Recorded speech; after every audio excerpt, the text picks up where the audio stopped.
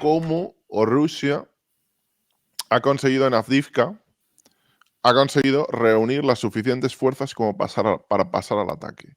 Además, las informaciones que estamos viendo en el caso de la dronería y de la adaptación del combate, usando especialmente drones y utilizando especialmente esa relación de los drones con las defensas, con minas, con la artillería, etcétera, está haciendo en estos momentos que la narrativa respecto a volver o no a las fronteras de 1991, que era la teoría de victoria ucraniana, esto lo hemos hablado muchas veces, que era ganar o que era perder, cuándo y cómo iba a acabar la guerra, etcétera.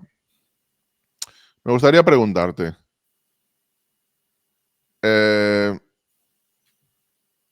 tú en estos momentos, ¿cómo ves la guerra de Ucrania? ¿Tú crees que Rusia se ha adaptado?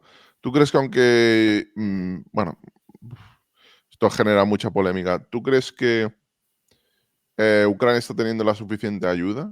¿Crees que se está proporcionando la suficiente ayuda dronera, de artillería, de todo tipo? ¿Qué crees que está pasando?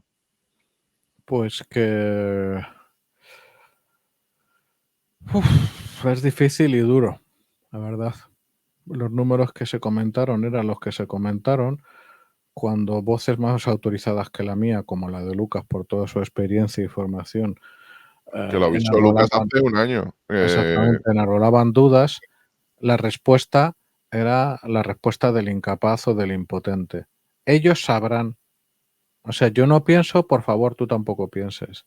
Pero los números no salían. No salían para que fundamentalmente el Frente Sur se transformara, salvo, como yo siempre lo dije, salvo colapso del régimen ruso o algún otro tipo de cisne negro, los números no salen. Cuando en su momento se comentó que lo que se cedía desde Europa, el carro más común era el Leopard 1 de los años 60, que básicamente para esa zona es un cajón de muerto, porque lo puede perforar un RPG-7 y de ahí en adelante cualquier cosa. Pues evidentemente no eran números para ganar la superioridad suficiente contra el defensor para lograr una ofensiva de éxito probable y abrumador. Yo, la verdad, era moderado y en parte lo sigo siendo en la expresión de esto por esperar que se produzca un cisne negro, porque pensar que el futuro está escrito para mí es algo epistemológica y ontológicamente absurdo. ¿Qué pasa? Europa ha dado básicamente lo que puede dar, porque las armas no están, los sistemas de armas no están para desfiles, los sistemas de armas están para defender a nuestra alianza atlántica, a los miembros de la alianza atlántica y en nuestro caso además para asegurar la defensa del territorio nacional y la integridad territorial española. El problema que tenemos ahora es que, en primer lugar, la industria europea de defensa, desgraciadamente, estaba tan descapitalizada humanamente, había tan pocos trabajadores que no había opción para el milagro. La industria europea del Este, que en parte, sobre todo la búlgara, en menor medida la rumana, habían perdido menos capacidad. Arsenal es un espejo en el que hay que mirarse y decir, preguntarnos qué narices ha pasado. Yo voy a dejar una pregunta votando aquí delante de, por ejemplo, en España, ¿qué ha pasado con los sindicatos de algunas empresas? Pasan unos segundos de pausa dramática y sigo. Pero claro, el problema está en que con las condiciones de 2022 no se podía acelerar todo lo deprisa que demandaba la situación. La fabricación se ha buscado por todo el mundo. Encima, ahí el problema se ha compuesto, se ha empeorado en tanto que ha habido decisiones que se han querido tomar colegiadamente y salía Perry y Sornitorrinco tocando los cojones. En este caso, por ejemplo, Orbán, que sinceramente su gobierno, yo diría que tenemos el problema de que no se le ha presionado lo suficiente, porque como las decisiones se han de tomar. Mucho cuidado con perdón que te interrumpa, pero en estos momentos el debate que se está teniendo en Estados Unidos, si seguís los medios anglosajones, y es algo que dice públicamente Biden, etcétera, es que esta guerra, si ahora al menos no se llega a una solución adecuada, luego se pelearán los países bálticos o se peleará en un escenario peor. Un escenario peor porque, claro, requeriría, además, los artículos que se han empezado a producir, lejos de presentar una industria rusa que no se ha adaptado, lo que muestran exactamente es eso, una industria rusa que se adapta y que eso de que iba a estar 10 años o 15 años, que bueno, se comentaba en su momento y bueno, nadie lo sabíamos, iba a estar 15 años en la lona, puede estar en 3, 5 años con capacidad, una vez acabe esto, como para hacer una operación. Esto no significa que vaya a hacer una operación en Letonia, en Lituania, esto no significa eso. Pero tendría la capacidad como para hacerlo. Entonces es muy poco Cuidado con tiempo. eso, Jordi. O sea, y tengo que discrepar un poco en un sentido. Creo que no tenemos claro, generalizo, ¿vale? En fuentes abiertas, la tensión financiera y productiva de la Federación Rusa en estos momentos. No sabemos a qué a qué distancia están de rupturas severas en las cadenas de suministro Yo o ahí directamente. yo ya me posiciono. Yo te digo que no. Y además, mm, por razones que Pues no vienen al caso, te digo que las sanciones se están no, triangulando no, no. Cuidado, y toda la ahí no hay razón. ningún quien esté apostando por un riesgo de que va a colapsar la economía rusa o los insumos al ejército ruso, otra cosa es que pase algo distinto, pero con lo que está pasando ahora, no. A ver, toda la razón respecto a las sanciones. De hecho, una de las cagadas más tremendas que se han cometido ha sido la gestión de expectativas respecto a las sanciones. O sea, perdón, tenemos una larga historia de sanciones que no han funcionado. Esta vez iba a funcionar porque patatas frente al país con mayor recursos naturales del mundo. Bueno, pues se mantuvo eso. Hubo quien tomó la decisión de dar muy la tabarra y mucho la tabarra sobre esos medios y ahora vemos los resultados. Porque en un mundo globalizado y teniendo China no a la contra de Rusia, si hubiera estado a la contra hubiera sido otro rollo, evidentemente, pretender que las industrias chinas no iban a surtir a Rusia era como, en serio, pero ¿hablamos en serio o hablamos en serio? En fin, sin embargo, el esfuerzo financiero para los presupuestos del Estado de la Federación Rusa no para de crecer. Y encima se están preparando para algo más gordo todavía. Y eso es información pública. Y además, hablamos de la debacle ucraniana demográfica. La rusa evidentemente parecería inferior, pero ¿hasta qué punto lo es?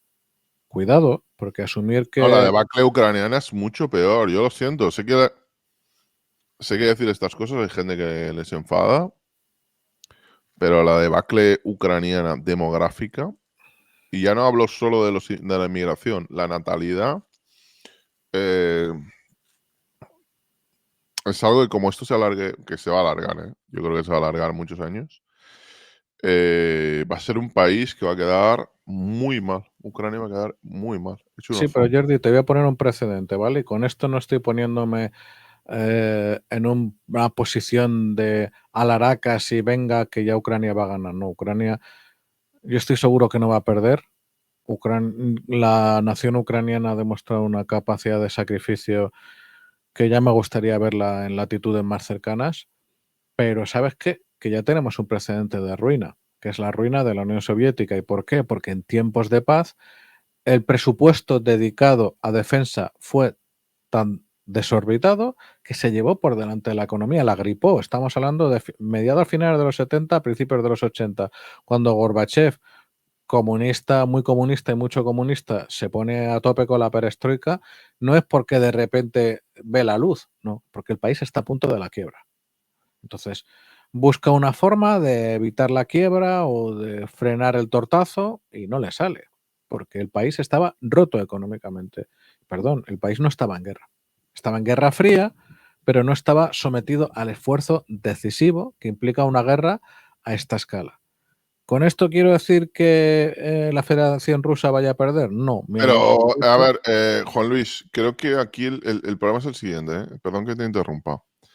El problema es, al final de lo que hemos definido tantas veces, de cuál va a ser el debate de qué es la victoria, qué es la derrota, va a recuperar toda Ucrania, no lo va a recuperar. Bueno, aquí tenemos de compañero a Lucas Martín, que viene sosteniendo desde el principio de la guerra que Ucrania no va a recuperar todo su suelo, no va a volver a las fronteras de 1991. Pero la teoría de la victoria, la teoría de la narrativa, la teoría ucraniana, pública al menos, aunque sea el mensaje que se tenga que dar, es que van a volver a las fronteras en 1991.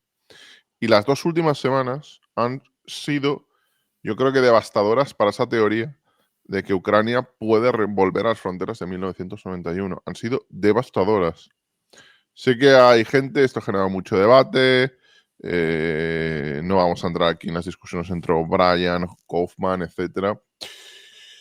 Pero yo sinceramente te digo, esto va por fases, las guerras van por fases.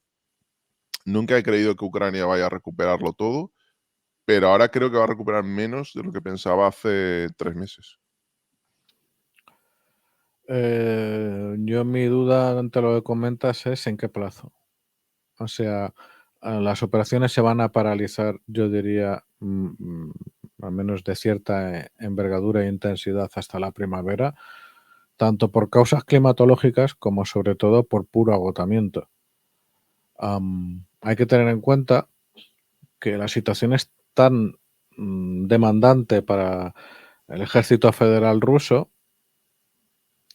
que me costaría mucho creer que finalmente estén surtiendo bien a sus hombres y sobre todo a lo que no son las tropas más de élite y de choque de cara a los materiales para aguantar el invierno. Ojo con eso. O sea, es un ejército que hay que tenerle más respeto que el año pasado. OTAN se está preparando para un enfrentamiento no imposible. Yo diría que evidentemente en la frontera este habría que pensar dónde. Yo ahí recomiendo a los oyentes que miren un mapa y que piensen dónde es el sitio más probable. Pero claro, fíjate, yo diría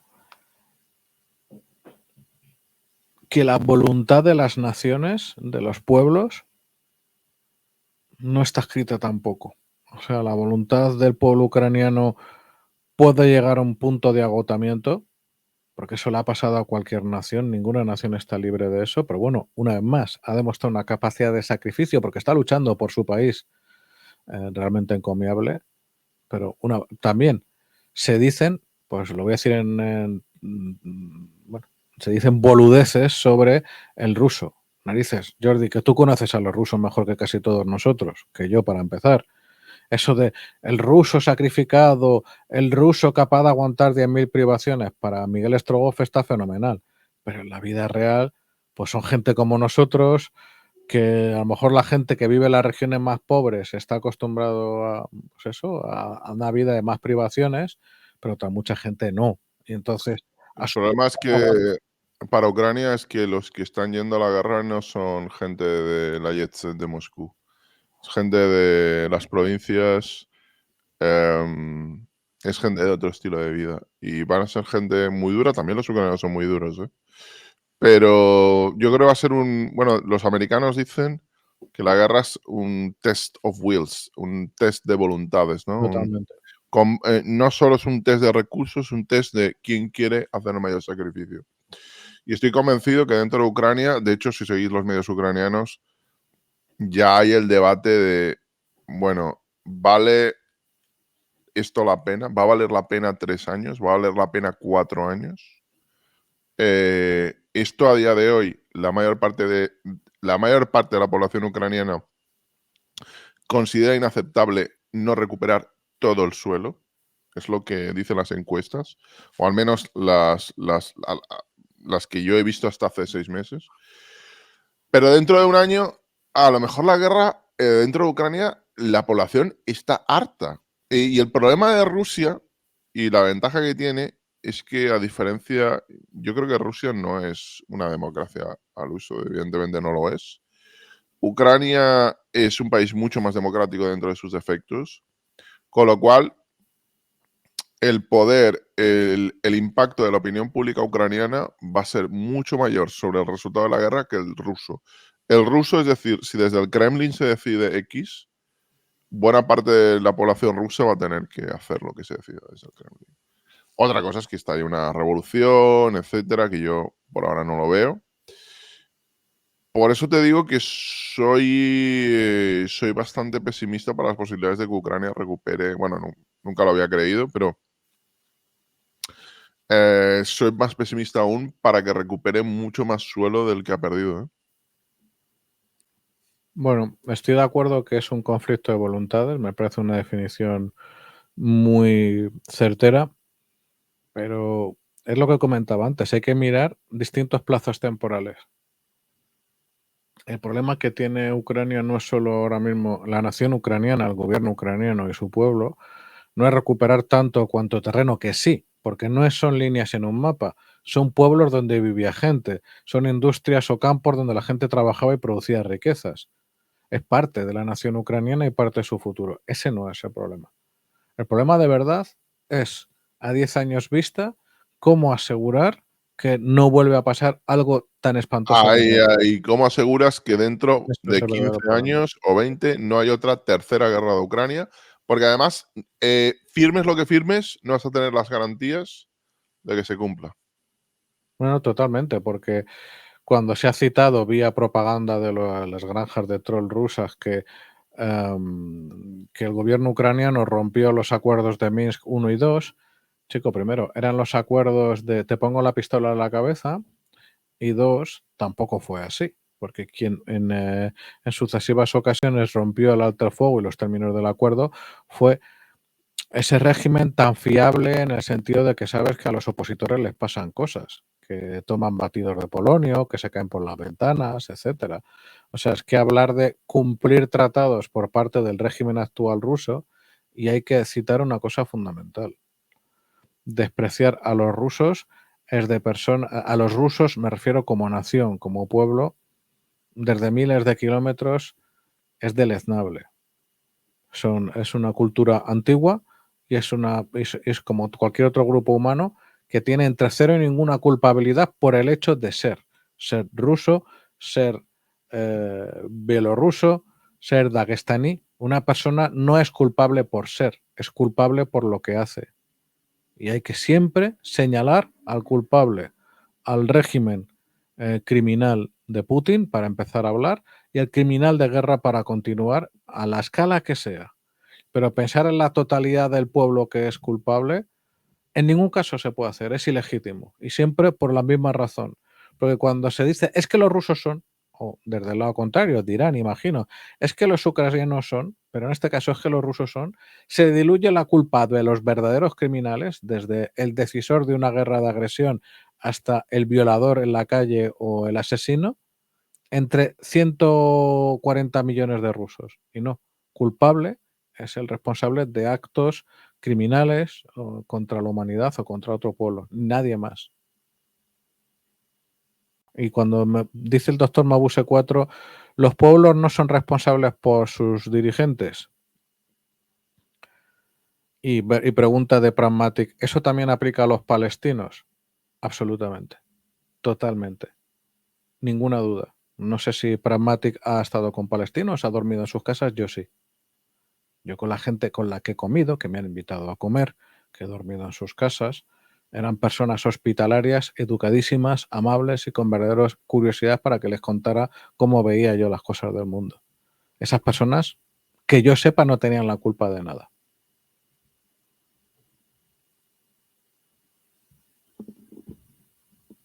Bueno, fíjate, me gustaría hablar un poquito de cifras, luego vamos a pasar a Israel y las preguntas.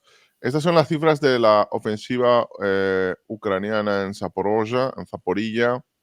Fíjate, 560 vehículos han sido destruidos ya, vehículos ucranianos.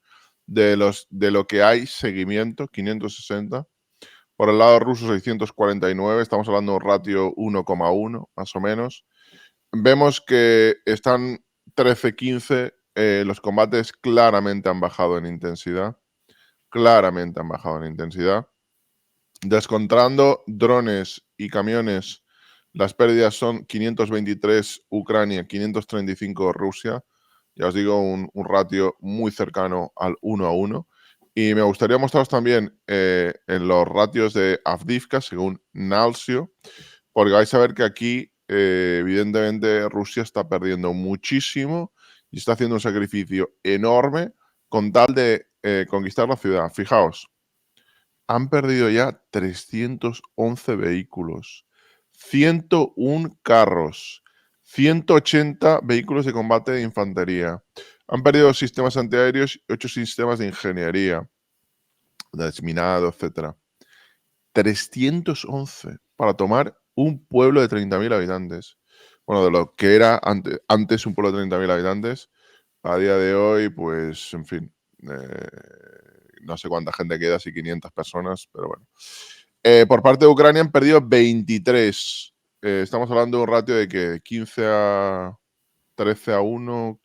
14-1. Han perdido 11 tanques los ucranianos, se han perdido 4 sistemas de artillería autopropulsada. Está siendo una carnicería por parte de Rusia y está siendo una carnicería, en mi opinión, sabiendo lo que quieren hacer. Y lo que quieren hacer es, y esto es lo que a muchos les está preocupando, aquella teoría que lanzaste y que he empezado a verla ahora en medios anglosajones, Juan Luis, aquello que te preguntaste y que yo me planteaba, bueno, ¿y esto qué sentido tiene? Porque no es casual, no es que hayan lanzado una oleada, no, es constante esto. Pero, claro, la teoría es, ¿y qué pasa si consideran los rusos que el frente está cerca de petrificarse y al final, bueno, pues hacer el sacrificio necesario por tomar Avdiivka, por tomar Marinka, que parece que ya ha sido tomada? Bueno, hay ligeros debates, pero la mayor parte de los mapas colocan Avdiivka ya, perdón, Marinka del lado ruso. Es una ciudad que era frontera, es Toka Donetsk y era frontera de 2014. Marinka, si habéis visto fotos de la ciudad, literalmente a día de hoy no existe. Es una ciudad que no existe. Diría que la pared más grande o más alta de Marinka puede tener 1 metro de altura, 1,5 metros. Es una cosa enloquecida, parece un pueblo posapocalíptico.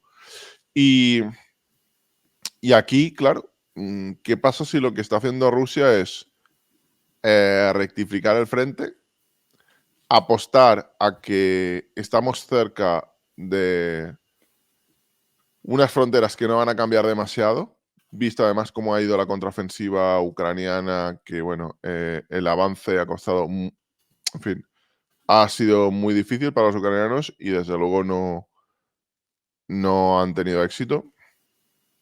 Y pueden apostar por hacer algo así, por tomar Siversk,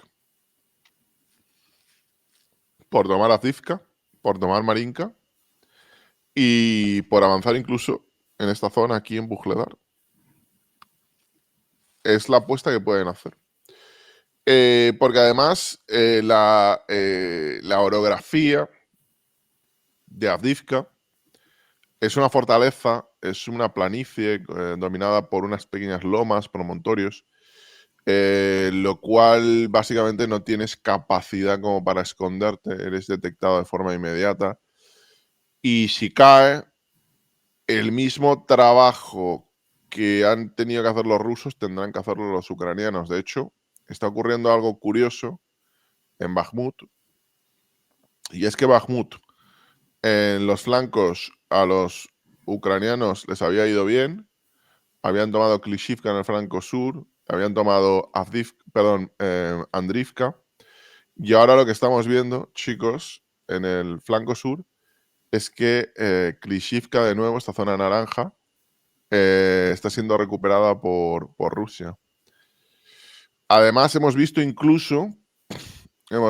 un ataque aquí que, según Deep State y según el Institute of Study of War, pero más importante casi Deep State porque es una fuente pro-ucraniana, en lo que era el eje principal de ataque ucraniano, los rusos han contraatacado en Robotine y están acercándose a la ciudad, están tomando posiciones en la ciudad. Entonces, ¿cómo ves ahora el hecho de que Rusia haya pasado al ataque? ¿Qué crees que va a ocurrir? Y luego pasamos a Israel. Bueno, yo creo ahora mismo, me mantengo a falta de nuevos datos en la hipótesis de limar y optimizar en su favor el trazado de la línea de contacto, de la línea de frente.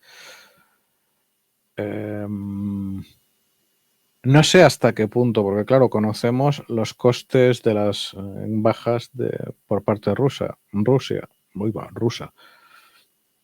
Mal que bien, ¿vale? O sea, hay que tener ahí siempre una precaución no pequeña para asumir esas bajas incluso con los datos que hay de OSINT, puesto que los datos que hay de OSINT fundamentalmente es vídeo.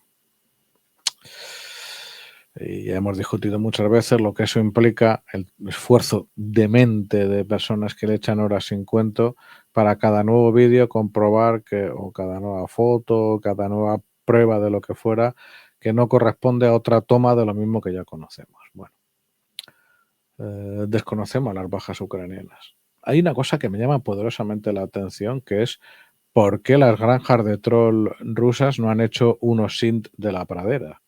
O sea, no han salido canales rusos. Claro, dice, no, es que los int de Oryx es todo falso, coño. ¿Y por qué no? ¿Por qué no han hecho unos int? Es una cosa súper interesante. Tienen gente de sobra, tienen material de sobra. Fíjate, es tan tonto como coger canales de Telegram rusos y empezar a hacer un conteo, un no sé qué. Claro, hay un problema que hay que entender que los grupos de OSINT más famosos, se entiende, tienen un escrutinio muy fuerte. O sea, es una capacidad de escrutinio muy fuerte, dejan a disposición de quien quiera, analiza mis imágenes, de aquí sale. Yo no me invento nada, me puedo equivocar, pero no inventar.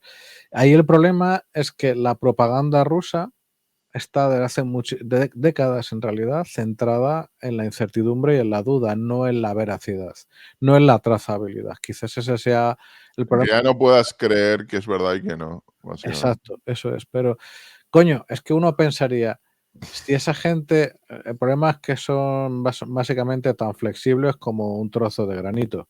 Porque si fueran un poco flexibles y creativos al nivel que deberían serlo, a alto nivel, podrían darse cuenta del impacto social, publicitario, propagandístico de liberar cifras verdaderas de bajas ucranianas. Porque ahora mismo no las sabemos y podemos asumir que si está viendo estos avances no han sido gratis. Ha sido porque los ucranianos han batido el cobre mientras han podido hasta tener que retroceder a líneas Ya, yo previas. te voy a decir algo, Juan Luis. Yo estoy convencido que por el lado ruso y por el lado ucraniano, fíjate que el otro día eliminaron a un ex dirigente ucraniano del Donbass en Moscú, los servicios Yes. secretos ucranianos. Estoy convencido que Rusia está bastante infiltrada por el servicio secreto ucraniano, pero Ucrania está muchísimo más infiltrado por el servicio secreto ruso. Estoy Totalmente. seguro que el servicio secreto ruso, que había estado infiltrado durante décadas en Ucrania, tiene una cifra bastante aproximada de cuáles son las bajas ucranianas. Sí, por Estoy cierto, seguro. un oyente dice que cita un estudio de la Universidad de Adelaide en Australia que Ya, arroja que el 90% de los bots en la comunicación en redes sociales son pro-ucranianos y la abuela fuma. Porque otra cosa no, pero el tema de las granjas de troll no solo es que bueno, está es que, estudiado, es que jolín, Prigozhin, imagino en el infierno descansará, ese amigo presumía de sus edificios de trolls en San Petersburgo. Es que era una cosa tremenda. Es que no, ya es que negar la hemos mayor visto es el cosas, invertir. Juan Luis, hemos visto cosas que ya, de entrada, han sido extendidas por granjas de trolls como los Biolabs, como la desnazificación, Y la negar la mayor en esto es como, desestatalinización, ¿qué me estás pero, contando? jolín, a mí lo que me sorprende es luego el cherry picking. Y no lo digo por este oyente, que además no me he quedado con quién ha sido, pero bueno, da Da igual, igual, o sea, no, da igual, da igual. Cuidado, porque si quieres buscar un estudio que te diga no sé qué, estoy seguro que ahora, si pierdo 10 minutos, me encuentro un estudio de no sé dónde que me dice que hay no sé cuántas granjas de troll rusas. O si quiero, en fin, buscar X o A o B o Z, me encuentro a un general o un coronel que me va a decir X, A o B, Z, ¿no? Eso es así. A ver, para mí, en mi opinión, lo que está claro es que aparte se está convirtiendo dentro de aquellos que siguen la guerra, que a día de hoy, en mi opinión, creo que en Europa, al menos la guerra de Ucrania, está bajando el interés, claramente está bajando el desgraciadamente es interés. así. Creo que lo que está ocurriendo es que hay gente que ha tomado la decisión de ser prorrusa o pro-ucraniana, por lo que sea. Independientemente, ya no voy a entrar en. Ya sabéis que yo considero que Rusia es el país agresor, pero bueno. Independientemente de eso, han tomado la posición y ya se está viendo como una especie de acción o de movimiento en el que militar, ¿no? A mí me sorprende que haya gente inteligente que se crea lo de que Zelensky es un nazi, que es, no sé, que hay biolabs en Ucrania. Ese tipo de Hombre, lo cosas me intentaron, sorprenden. por ejemplo, se le habrá olvidado a mucha gente, pero el viejo truco de este siglo de hacer una mezcla de edición entre Paint y Photoshop para simular que el dirigente X le da la coca o coger unos fragmentos de No, clipboards o, que o- tienen. o algo más fácil. Te vas a. No, me voy a un artículo. Fíjate que además hay dos periódicos que son periódicos que son de los que extienden muchas de estas noticias. Uno es el Karachi Times y otro es el Hindu Times. Y hay Exactamente. mucha gente que dice, no, según un artículo del Karachi Times, del el Hindu Times, no sé cuánto, ni se más en la universidad, y no sé qué. Eso siempre va a ocurrir, ¿no? Pero bueno. Eh, en fin. Bueno, chicos, si os parece, vamos a pasar a lo de Israel, porque yo creo que la guerra de Ucrania pues va a durar mucho tiempo más. Sí, pero Mucho, creo que mucho, es mucho muy tiempo más. importante hacer Sí, joder. una última reflexión. Las granjas de troll es un fenómeno creado originalmente por el régimen de Putin. Se extendió después en una esfera medio público, medio privado, dadas las condiciones de vida, a Cuba y a Venezuela. En Irán han externalizado el trabajo y ahora el gran salto que se está dando es granjas de troll pakistaníes. Es muy importante tener en cuenta de que no hay edificios en ninguna parte del territorio norteamericano o de la Unión Europea llenas de gente eh, dedicadas, o sea, con, digamos, organización casi militar, muy profesional, muy sofisticada, para medir temas, medir impacto, dividir el trabajo, asignar un número de, o sea, unos objetivos para, digamos, secciones, pelotones, compañías de troles, permítaseme la broma, ver qué ha pasado y pivotar. Eso no existe. Y hay que entenderlo porque eso es una amenaza em, realmente importante para las democracias occidentales, porque el impacto de las granjas de trolls en el Brexit, por ejemplo, o en las elecciones norteamericanas de 2016, está un poquito documentado. No, pero ¿a tú no te sorprende más la cantidad de gente inteligente que cuando le estaba yendo en 2022 muy mal a Rusia, por ejemplo, en Gerson o en Kharkov, decían, Putin, lánzales una bomba nuclear, lánzales, coño, pero si tú eres occidental, Lánzatela a hay ti gente que mismo. es tan enemiga de Estados Unidos, o es tan enemiga del capitalismo, o es tan enemiga del régimen, que siempre pasa, ¿no? La gente que odia el lugar en el que vive por miles de razones. Mm, Y yo me acuerdo la cantidad de gente que me escribía cuando, bueno, los mensajes que dejaban del estilo de, como iban ya las cosas, iban muy mal, porque bueno, fueron 2 derrotas, vamos, que eso no se podía ocultar. El tipo del canal Conocimiento Militar empezó a borrar vídeos vamos, a troche y moche.